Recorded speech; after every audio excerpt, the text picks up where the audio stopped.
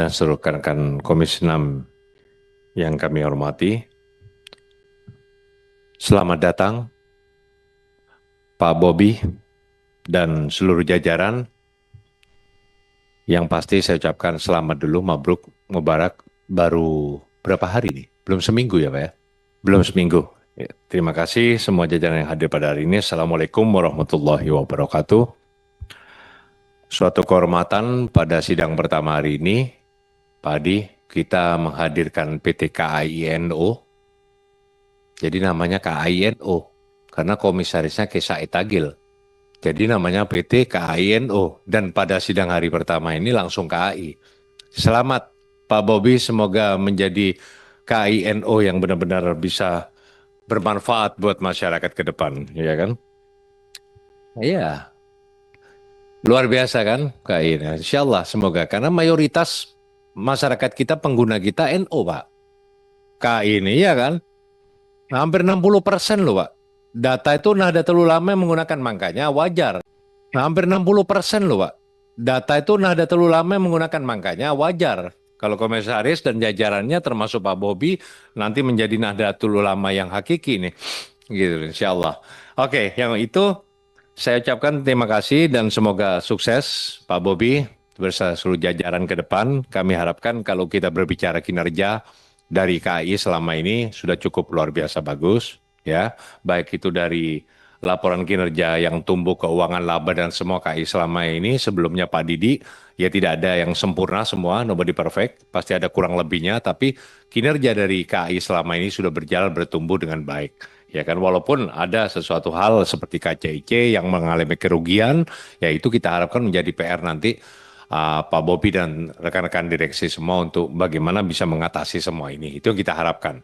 Yang kedua, paling tidak mengevaluasi apa yang terjadi di sebelumnya di KAI, itu yang kita harapkan, karena waktu ini kan masih baru Pak Bobi dan direksi, paling tidak harus mempelajari semuanya, ya kan? Kita tidak bisa meminta pertanggungjawaban saat ini semuanya dalam fungsi pengawasan kita, karena bagaimanapun juga Pak Bobi dan jajaran direksi akan mempelajari semuanya ke depan.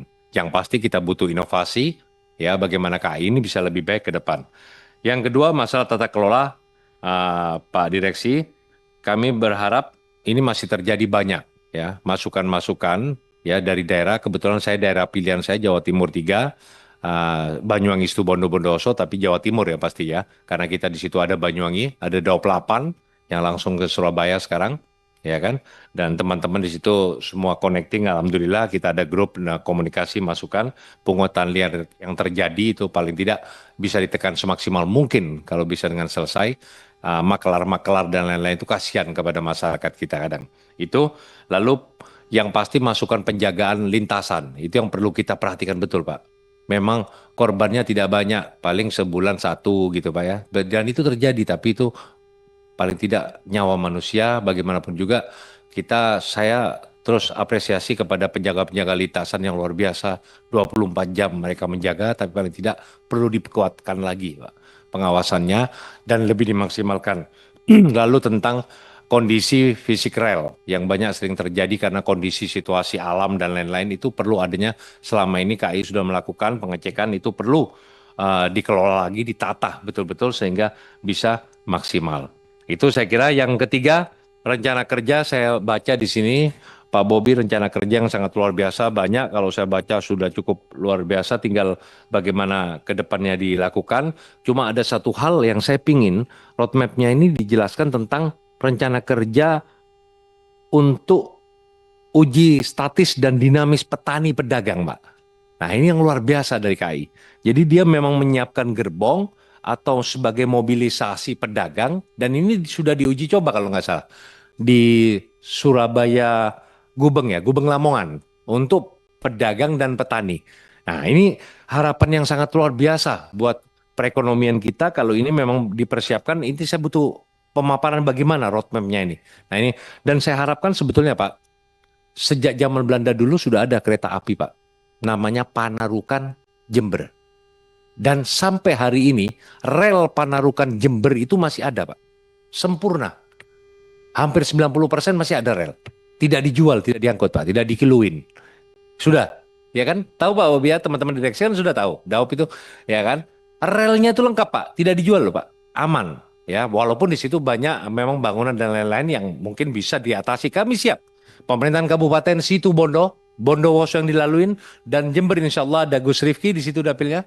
Kami akan berkoordinasi bagaimana menata ulang ekosistemnya, ya secara mungkin penataannya gimana, ini bisa dihidupkan lagi sebagai transportasi ekonomi, perdagangan dan lain-lain, sangat bermanfaat sekali. Dan ini wacana yang sudah lama dari KAI yang pernah difikirkan. Nah, kami siap, pemerintah kabupaten siap untuk mendukung bila KAI DOP 8 itu ingin menghidupkan kembali bagaimana sistem aturan tatanannya, termasuk relokasi dan lain-lain, bagaimana ayo kita bersama-sama, ya kan?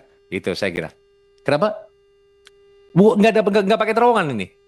Panarukan Jember itu sejak ada sebelum kereta api yang lain ada, zaman Belanda sudah buat Pak, sudah ada pemikiran ke sana. Manfaat ke ekonomi dan semuanya sudah berjalan.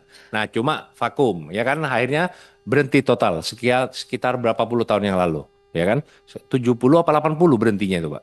Kalau nggak salah. Nah, itu bisa dihidupkan kembali. Nah, itu sangat bermanfaat sekali. Luar biasa itu. Kalau dijalankan, kami siap mendukung. Pemerintahan kabupaten jujur, terus terang, Situbondo, Bondowoso siap, Pak. Dan Jember juga saya yakin mereka welcome untuk itu. Dan ini sangat luar biasa untuk KAI. Tinggal penyiapan gerbong keretanya aja, Pak. Saya kira itu.